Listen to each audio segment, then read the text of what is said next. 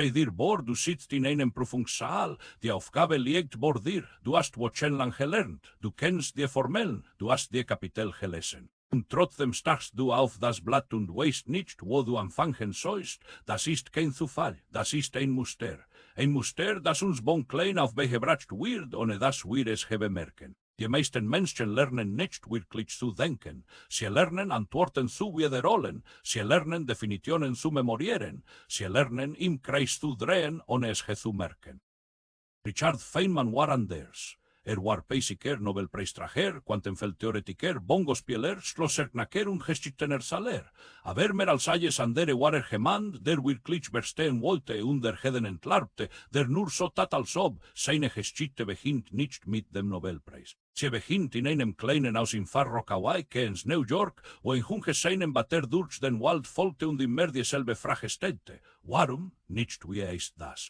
Nicht was steht da geschrieben, sondern warum funktioniert das so? Was steckt dahinter? Das war der Beginn einer Denkweise, die Feynman fuhr immer verändern sollte und die uns heute noch fasziniert. Das Problem mit der Art, wie die meisten von uns denken, ist folgendes. Wir verwechseln Bekanntheit mit Verständnis. Wenn wir etwas oft genug hören, fühlt es sich vertraut an. Und Vertrautheit fühlt sich wie Wissen an, aber das ist eine Illusion. Stell dir vor, jemand fragt dich, was ist Gravitation? Du antwortest, eine Anziehungskraft zwischen Massen. Klingt gut, klingt richtig. Aber wenn jemand fragt, warum sieht eine Masse die andere an? Was passiert dabei genau? Wie funktioniert das auf fundamentaler Ebene? Dann merken die meisten Menschen plötzlich, dass sie nur ein Etikett gelernt haben, nicht das Ding dahinter. Feynman nannte das den Unterschied zwischen der Kenntnis des Namens und der Kenntnis der Sache.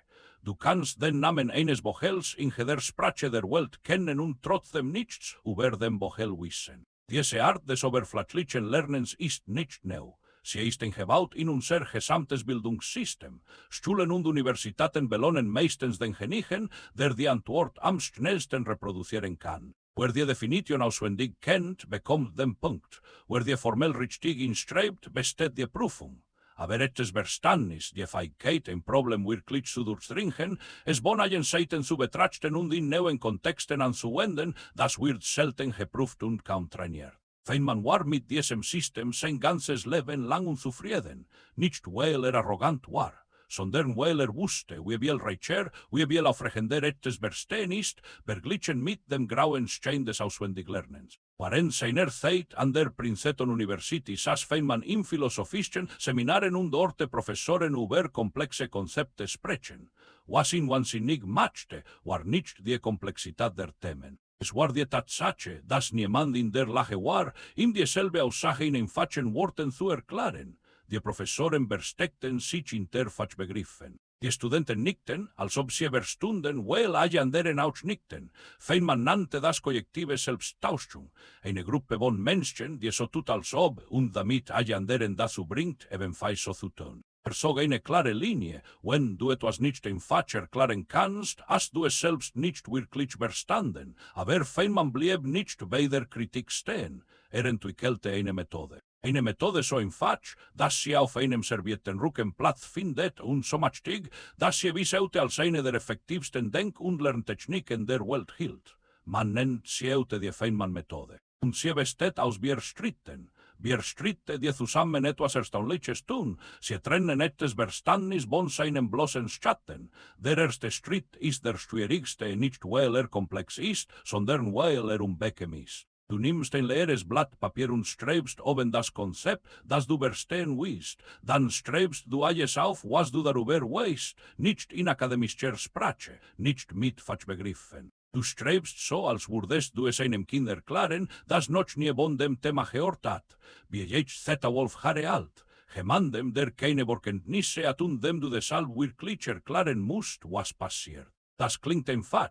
In der Praxis ist es eine der erlichtsten Überprüfungen deines eigenen Wissens, die du machen wirst. Denn was passiert, wenn du anfängst zu schreiben, du merkst, wo du stecken bleibst. Du merkst, welche Begriffe du verwendest, ohne wirklich zu wissen, was sie bedeuten. Du merkst, welche Verbindungen in deinem Kopf fällen. Das ist der Moment, auf den Feynman gewartet hat.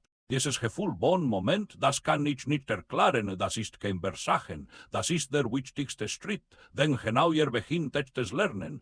Die meisten Menschen meiden dieses Gefühl, Feynman suchte es. Sagte, eine Lücke im Verständnis ist keine Schwache, sie ist ein Wegweiser. Im zweiten Schritt kehrst du zu deiner Kehle zurück. Butcher Notizen, Vorlesungen, aber diesmal mit einer anderen Haltung. Du suchst nicht mehr nach der Antwort.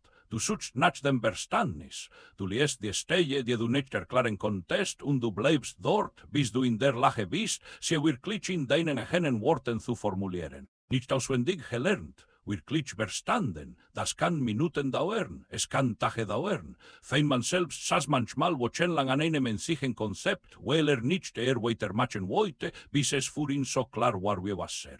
Glaubte, dass Geduld im Denken eine der seltensten und wertvollsten Fähigkeiten ist, die ein Mensch haben kann. Der dritte Schritt klingt banal, ist aber revolutionär, einfach. Wenn du ein Konzept erklärt hast, frag dich, kann ich das noch einfacher sagen? Kann ich eine Analogie finden, ein Bild, eine Geschichte? Feynman war berühmt für seine Fähigkeit, selbst die abstraktesten Ideen der Quantenphysik in Bilder zu kleiden, die jeder verstehen konnte. Verglich Elektronen mit kleinen Ballen, die durch ein Labyrinth hüpfen.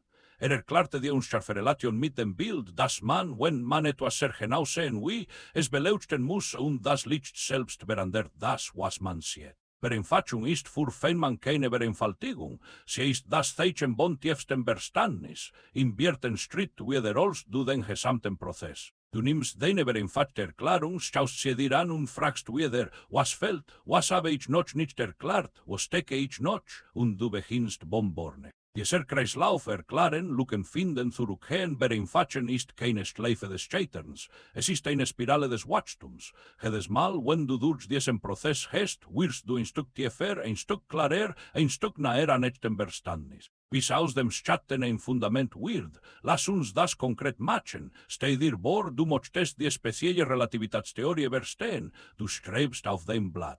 Licht bewegt sich immer mit derselben Geschwindigkeit, egal wie schnell du dich selbst bewegst. Dann versuchst du einem Z-aufhörigen Kind zu erklären, warum das seltsam ist. Und du merkst, es ist verdammt schwer. Normalerweise, wenn du auf einem fahrenden Zug einen Ball wirfst, ist der Ball schneller, als wenn du auf dem Bahnsteig stehst. Aber Licht macht das nicht. Warum? Feynman selbst sagte, das ist der Kern der ganzen Relativitätstheorie, und wenn du dieses Warum nicht erklären kannst, hast du sie nicht verstanden. Er kämpfte selbst damit. Er fand Analogien. Er entwickelte Visualisierungen. Er machte es klar. Und indem er es klar machte, entdeckte er neue Verbindungen, die ihn tiefer in die Basic führten, als er geplant hatte. Es gibt eine Geschichte über Feynman, die diesen Punkt noch klarer macht. Als am Manhattan-Projekt in Los Alamos arbeitete, war unter anderem für die Sicherheit mehr Dokumentensafes mitverantwortlich. Statt einfach die Schlüssel zu akzeptieren, die man ihm gab, beschäftigte sich monatelang damit zu verstehen, wie die Schlösser funktionierten. Kannte die meisten davon, nicht Sicherheiten zu gefährden, sondern weil es nicht ertragen konnte, etwas zu benutzen, das nicht verstand. Das war Feynman, ein Mann, für den nicht einfach so akzeptiert wurde. Alles musste durch den Filter des Verstehens. Alles musste von innen heraus begriffen werden, nicht von außen beschriftet. Diese Einstellung hatte auch einen wissenschaftlichen Effekt von historischem Ausmaß. Feynman entwickelte die Feynman-Diagramme, eine revolutionäre visuelle Sprache für die Quantenelektrodynamik. Warum? Weil nicht mit den komplizierten mathematischen Gleichungen zufrieden war, die seine Kollegen benutzten. Wollte ein Bild. Wollte etwas, das man sehen, greifen, verstehen konnte. Das Resultat war eine der nützlichsten Erfindungen der theoretischen Basic des 20. Jahrhunderts. Vereinfachung als wissenschaftlicher Durchbruch, Klarheit als Forschungsergebnis. Feynmans Methode ist aber nicht nur eine Lerntechnik. Sie ist eine Denkweise, eine Haltung gegenüber dem Wissen, eine Form von intellektueller Ehrlichkeit, die in unserer heutigen Welt seltener ist denn je. Wir leben in einer Zeit der sofortigen Antworten. Du gibst etwas in eine Suchmaschine ein, bekommst in Millisekunden eine Antwort, nickst kurz und scrollst weiter. Aber hat das dein Verständnis vertieft? Oder hast du nur wieder ein Etikett gegen ein anderes getauscht?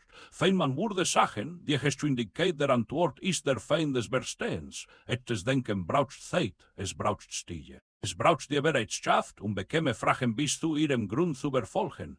Jetzt kommt der Teil, der für viele Menschen Beckem ist. Feynmans Methode zeigt dir nicht nur, was du nicht weißt. Sie zeigt dir auch, wie viel Energie wir damit verbringen, so zu tun als ob, in der Schule, an der Universität, im Hobby, im Alltag, wir nicken in Meetings, wenn jemand ein Konzept erläutert, das wir nicht verstehen. Wir benutzen Falschbegriffe, kompetent zu wirken. Wir lernen Definitionen für Prüfungen und vergessen sie sofort danach. Das ist nicht Lernen, das ist eine Aufführung, und Feynman bereitstellte Aufführungen. Sagte lieber offen und wissend wirken und wirklich lernen, als intelligent wirken und nichts verstehen. Wie kannst du die Feynman-Methode sofort in deinem eigenen Leben anwenden? Ganz einfach. Nimm das nächste Konzept, das du verstehen willst, ob Basic Programmieren, Geschichte, Musik oder Wirtschaft, und versuche es jemandem zu erklären, der es nicht kennt, nicht mit Falschbegriffen. In klaren, einfachen Worten. Wenn du stecken bleibst, markiere genau diese Stelle. Das ist nicht die Stelle, an der du gescheitert bist. Das ist die Stelle, an der du anfängst, wirklich zu lernen. Zurückkehren. Lerne nicht weiter, bis du diese Stelle erklären kannst. Das ist der erste Schritt. Kostet dich nichts außer Ehrlichkeit. Feynman starb im Februar 1988. Sein letzter Satz an seiner Tafel in Caltech lautete: Was ich nicht erschaffen kann, das verstehe ich nicht. Diese 7 Wörter fassen eine ganze Lebensphilosophie zusammen. Nicht wissen, was etwas ist, sondern wissen, wie es funktioniert. Nicht das Etikett, sondern das Ding, nicht der Name des Bochels, sondern der Bochel selbst, fliehend, lebendig, verstanden. Das ist das Geschenk, das Feynman uns hinterlassen hat. Nicht nur die Diagramme, nicht nur die Quantenelektrodynamik, sondern eine Methode, eine Haltung, ein Werkzeug, mit dem jeder von uns tiefer denken kann als Jesubor. Das nächste Mal, wenn du glaubst, etwas zu verstehen, stelle dir eine Frage, die alles beantwortet. Kannst du es einem Kind erklären? Wenn dann verstehst du es wirklich. Wenn nicht, fängt jetzt das echte Lernen an. Genau da, wo die meisten Menschen aufhören, fängt Feynman an.